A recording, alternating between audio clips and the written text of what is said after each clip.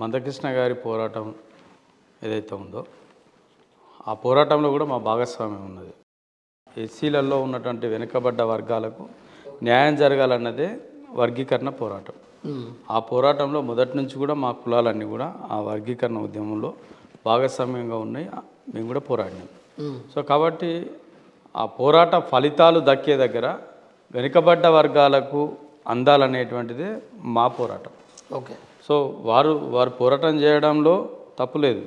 కానీ at the same time అందులో ఉన్నటువంటి ఆ పోరాటంలో మరి చివరికంటా ఉన్నటువంటి ఈ వెనుకబడ్డటువంటి మోస్ట్ బ్యాక్వర్డ్ షెడ్యూల్డ్ కులాలు ఏవైతున్నాయో మరి ఫలితాలు దక్కే టైంలో ఈ కులాలకు అన్యాయం జరిగితే మాత్రం ఖచ్చితంగా అందుకోసమే మా పోరాటం జరుగుతూ ఉన్నది. ఇప్పుడు అసలు మిమ్మల్ని పట్టించుకున్న పరిస్థితి లేదు కదా ఇప్పుడు.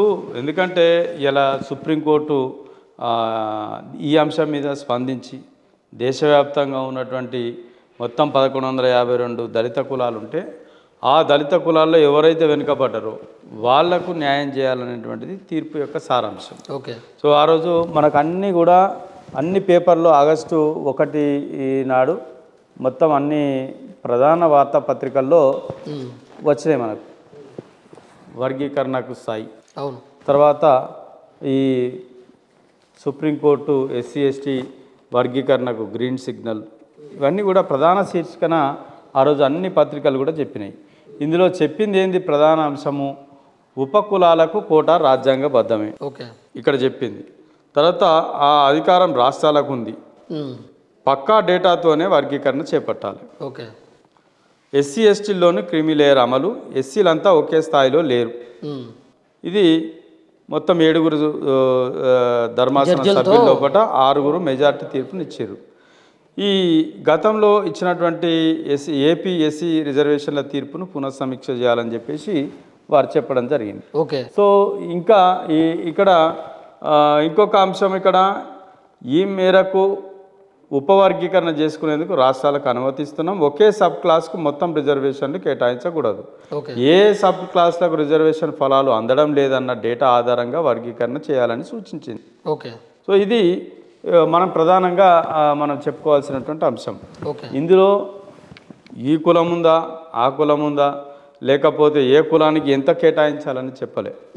ఉన్న దాంట్లో ఎవరు వెనుకబడ్డారు అనేటువంటిది పక్కా సమాచారం తీసిన తర్వాత దాన్ని ఆ సమాచారం ఆధారంగా వాళ్ళకి ఏ రకంగా వెనుకబడ్డారు, విద్యలో ఎన్ని ఏళ్ళ నుంచి ఏ కులాలు వెనుకబడ్డాయి, తర్వాత ఉద్యోగాలలో ఏ కులాలు వెనుకబడ్డాయి, రాజకీయంగా ఏవి వెనుకబడ్డాయి, వీటన్నిటి సమాచారం తీసుకున్న తర్వాతనే వాళ్లకు ముందు ప్రియారిటీ ఇస్తూ వర్గీకరణ చేయమని చెప్పి. ఇప్పుడు ఎస్సీ కులాల్లోనే ఇంతగానో వ్యతిరేకత ఉంటే దాంట్లో భాగంగా ఇప్పుడు ఈ అగ్ర కులాలు ఏమంటున్నాయంటే ఇంకా మమ్మల్ని అనగదొక్కింది సరిపోవట్లేదా, ఇంకా అనగదొక్కాలని చూస్తున్నారా ఈ రిజర్వేషన్తో అని చెప్పేసి అంటున్నారు. దానికి ఎవరంటున్నారు? చాలా మంది మాట్లాడటం. కానీ ఇప్పుడు గతంలో మీరు మాట్లాడిన ఈ వీడియోలో కూడా కింద కామెంట్లు చూసినట్లయితే వాళ్ళు కూడా అదే క్వశ్చన్ అడుగుతున్నారు. అగ్ర కులాల వారు మమ్మల్ని ఇంకా అనగదొక్కింది సరిపోవట్లేదా, మమ్మల్ని ఇంకా ఎంత తొక్కేయాలని చూస్తున్నారని చెప్పేసి మాట్లాడుతున్నారు. ఇక్కడ అగ్ర కులాల వాళ్లకు ఇవాళ ఆల్రెడీ ఉన్నటువంటి 100% ఫలాలలో 50% ఎవరు తింటున్నారండి? 50% అగ్రకులాలే కదా తినేది. ఉన్న 50%లోనే కదా బీసీ ఎస్సీ ఎస్టీలకు ఇస్తున్నది. మిగతా కులాలకు ఇస్తున్నది ఎవరు తీసుకుంటున్నారు? ఆ 50% కాక ఇప్పుడు ఈడబ్ల్యూఎస్ పేరు మీద 10% రిజర్వేషన్లు తీసుకుంటా ఉన్నారు. ఆ 10% రిజర్వేషన్లు అంటే ఉన్న 60% అగ్రవర్ణాలు తీసుకుంటున్నారు. ఇప్పుడు ఈడబ్ల్యూఎస్ తోటి ఎస్సీల కంటే తక్కువ మార్కులు వచ్చినటువంటి అగ్రవర్ణ పేదలకు కూడా ఇలా ఉద్యోగ ఫలాలు అంతా ఉన్నాయి. మరి ఎవరు ఫలాలు తీసుకుంటున్నారు? రిజర్వేషన్ పేరుకే కానీ ఎక్కడ రిజర్వేషన్ ఉన్నాయి, ఎక్కడ ప్రభుత్వ ఉద్యోగాలు ఉన్నాయి? ఉన్నదంతా కూడా ప్రైవేటైజేషన్ అయిన తర్వాత అందులో కూడా అగ్రవర్ణాలే ఉన్న, ప్రభుత్వ అవకాశాల్లో కూడా 50% అగ్రవర్ణాలే. ఇలా రాజకీయంగా తీసుకున్నా ఉన్న 50 ఎమ్మెల్సీ పదవులు ఉంటే అలా 40 వీళ్ళకే ఉంటాయి. అంటే ఇట్లా ప్రతి దాంట్లో కూడా అగ్రవర్ణాలకే పెద్దపీట ఉన్నది. ఇంకా మిగతా వర్గాలకి ఏడున్నది? ఉన్న 15%లోనే మేము ఇలా ఎస్సీలను కొట్లాడుతూ ఉన్నాం కదా. ఈ 15% ఇలా నిజంగా ఒక్కొక్కరు మాట్లాడుతూ ఉన్నారు. విచిత్రమైనటువంటి సంఘటన. ఇప్పుడు నిన్న కూడా కొంతమంది మాట్లాడుతూ ఈ మా ఉపకులాలకు అంటే 57 కులాలకు సంబంధించినటువంటి రిజర్వేషన్ల మీద మేము పోరాడుతూ ఉంటే ఒకవైపు అగ్రవర్ణాలు ఉన్న రిజర్వేషన్ ఫలాలు తీసుకుంటా ఉన్నారు. ఇలా ఉన్న 15% ఎస్సీ రిజర్వేషన్లలో మాలామాదిగ కులాలు ఎక్కువ తీసుకుంటా ఉన్నాయి. ఈ విషయాన్ని ఇలా అన్ని కమిషన్లు చెప్పినాయి. ఇలా మనకు ఇక్కడ ఉషా మేరా కమిషన్ స్పష్టంగా చెప్పింది. ఇక్కడ అంతకు ముందు ఇచ్చినటువంటి లోకూర్ కమిషన్ కానీ, అదేవిధంగా జస్టిస్ ఉషా మేరా కమిషన్ కానీ, అదేవిధంగా రామచంద్రరాజు కమిషన్ కానీ, ఇవన్నీ కమిషన్లు అన్నీ కూడా ఈ దళితులలో కూడా వెనుకబడ్డటువంటి 57 కులాలు వెనుకనే పడ్డాయి. ఇందులో మాలలు ఉషా మేరా కమిషన్ స్పష్టంగా చెప్పింది. వారు ఇచ్చినటువంటి రిపోర్ట్ లోపల, రికమెండేషన్ లోపల మాలలు అధిక శాతం ఫలాలను ఉపయోగించుకున్నారు. ఎందుకంటే వాళ్ళు అప్పుడు ఉన్నటువంటి బ్రిటిష్ రూలింగ్లో ఉన్నారు కాబట్టి వాళ్ళు ఎడ్యుకేషన్ పరంగా ముందున్నారు. వాళ్ళు ఉన్న ఫలాలను ఎక్కువ శాతం ఉపయోగించుకున్నారు. ఎస్, దాని తర్వాత ఉపయోగించుకున్నది ఎవరు? మాదిగలే కదా. ఆ మాదిగలు కూడా వాళ్ళ యొక్క జనాభా రేషియో కంటే ఎక్కువనే ఉపయోగించుకున్నారు అనేటువంటిది కమిషన్ చెప్పింది. సో కమిషన్ చెప్పింది ఇంకా మిగతా 57 కులాలు అసలు ఏ రంగంలో కూడా వాళ్ళు ఈ ఉన్నటువంటి ఫలాలను ఉపయోగించుకోలేదు. కాబట్టి వీళ్ళకి న్యాయం జరగాలంటే ఎస్సీ కేటగరైజేషన్ చేయాలి. కేటగరైజేషన్ ఎట్లా చేయాలా? పార్లమెంట్లో ఆర్టికల్ 341కు క్లాస్ 3ను చేర్చాలి. క్లాస్ 1 ఏంటంటే దళితులు ఎవరు అనేటువంటిది ఐడెంటిఫై చేయడానికి క్లాస్ 1. క్లాస్ 2 ఏంటంటే అందులో ఎవరు కొంచెం మెరుగుపడ్డారు, లేకపోతే వాళ్ళని తీయడం, ఆ షెడ్యూల్ లిస్ట్లో ఉన్నటువంటి కులాలను తీర్చడం దాన్ని తొలగించడం కోసం ఉద్దేశించి క్లాస్ 2. వర్గీకరణ చేయాలంటే క్లాస్ 3 చేయాలని చెప్పిండు. అది చేయాలంటే అది సాధ్యమైనటువంటి పని కాదు.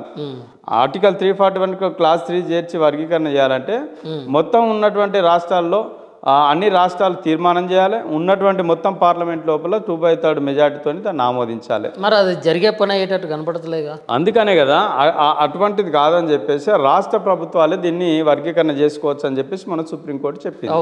దీంట్లో కూడా 341కు డిస్టర్బ్ చేయకుండానే ఆల్రెడీ మనకు ఉన్నటువంటి ఆదేశిక సూత్రాలు కానీ ప్రాథమిక హక్కుల్లో ఉన్నటువంటి ఆర్టికల్ 15 క్లాస్ 4, 16 క్లాస్ 4 ప్రకారంగా వీళ్లకు ఎవరైతే డిస్క్రిమినేషన్కు అణచివేతకు గురవుతున్న వర్గాలకు ప్రియారిటీ ఇవ్వచ్చు అని చెప్పింది. దీనివల్ల ఆర్టికల్ 14కు సమానత్వానికి ఇది సపోర్ట్ చేస్తుంది కానీ ఇది వ్యతిరేకం కాదు అని చెప్పింది. సో దాన్ని బేస్ చేసుకొని సుప్రీంకోర్టు చెప్పింది. ఇలా నేను దీని మీద మాట్లాడే వాళ్ళకు కూడా చెప్తా ఉన్నాం. ఇలా కృష్ణమాదిగ అన్న గారు కానీ, లేకపోతే ఎంఆర్పిఎస్ ఉద్యమాలు కానీ, ఇంకెవరైనా మాలలు కానీ ఎవరు మాట్లాడినా కానీ ఫస్ట్ ఇవాళ ఈ సుప్రీంకోర్టు ఏదైతే తీర్పుకు మీరు ఒప్పుకుంటున్నారా లేదా? కానీ ఇక ఇప్పుడు ప్రస్తుతం ఉన్నటువంటి మేధావుల్లో కొందరు ఏంటంటే దాంట్లో ఒక అంటరానితనం అనే ఒక పాయింట్ పట్టుకొని సుప్రీంకోర్టు తీర్పునే తప్పు పడుతున్నారు. దానికి ఏమంటారు మీరు? అంటరానితనం ఇప్పుడు ఆల్రెడీ అంటరానితనం ఉన్నదనే కదా ఎస్సీలుగా గుర్తించింది. మళ్ళీ దాన్ని పట్టుకొని మాట్లాడేది ఏమి ఉండదు. ఉన్నదాంట్లో అంటరానితనం ఎవరున్నారో గాళ్ళే షెడ్యూల్లో ఉంటారు. వాళ్ళే ఆ షెడ్యూల్లో ఉన్న వాళ్ళు ఈ రాష్ట్రంలో 59 కులాలు ఉన్నారు. 59 కులాలను మన రాష్ట్రం ఆల్రెడీ 1956లో గుర్తించింది.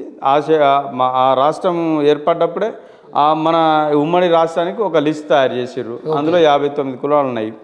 60 కులాలు ఉంటే ఒక కులాన్ని తొలగించారు. 59 కులాలు ఉన్నాయి. ఈ 59 లిస్టు రాష్ట్ర ప్రభుత్వాలు తయారు చేస్తాయి. ఇక్కడ ఉన్నటువంటి ఈ కులాల యొక్క జాబితా ఏదైతే ఉంటుందో ఇది షెడ్యూల్డ్, మన రాష్ట్రం ప్రభుత్వం గుర్తించినటువంటి కులాలు ఇవి. ఇప్పుడు ఈ షెడ్యూల్డ్ ప్రకారం జీవో నంబర్ 2 అనేటువంటిది తెలంగాణ రాష్ట్ర ప్రభుత్వం ఏర్పాటు చేసిన తర్వాత ఈ 59 కులాలకు ఏ పరిధిలో వాళ్ళకు కుల ధృవీకరణ పత్రాలు ఇస్తారు, ఏమేమి కులాలు ఉన్నాయనేటువంటిది మొత్తం కూడా ఈ ప్రభుత్వ గెజిట్లో ఉంటుంది. అది ఓకే. దీని ప్రకారంగా ఎవరి కులాలు ఏమున్నాయనేటువంటిది ప్రభుత్వం ఆధ్వర్యంలో ఉంటుంది. ఈ కులాలను గుర్తించేది ప్రభుత్వం గుర్తిస్తుంది.